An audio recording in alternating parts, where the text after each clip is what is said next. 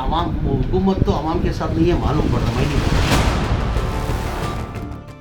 नहीं, आवाम हुकूमत तो आवाम के साथ नहीं है, मालूम पड़ रहा, मैं नहीं बोल रहा है। मैं बोलूँगा तो मैं एक सियासतदान हूँ, मैं बोलूँगा तो गलत हो रहा है। आप सोशल मीडिया में देखते होंगे, सोशल मीडिया के अंदर आज तक कभी औरत लोग कभी आवाज़ नहीं उठाए थे, लेडीज़ कभी आवाज़ नहीं उठाया था। आज लेडीज़ आवाज़ उठा रहे कि भाई बीजेपी इसके लिए लेके आया, हम ये भुगतने के लिए लेके आया था। और नरेंद्र मोदी से बहुत उम्मीद रखी थी आवाम, नरेंद्र मोदी से ये बहुत उम्मीद रखी थी। आज बीजेपी हुकूमत कटर फ्लॉप हो गई। अभी भी वक्त है, आवाम परेशान है। आप पार्टी पावर नहीं देखो, पार्टी पावर नहीं देखो, ये मौका आपको मिला है, इसका सही तरीके से आप ये करके गरीब लोग को हक पहुँचे हक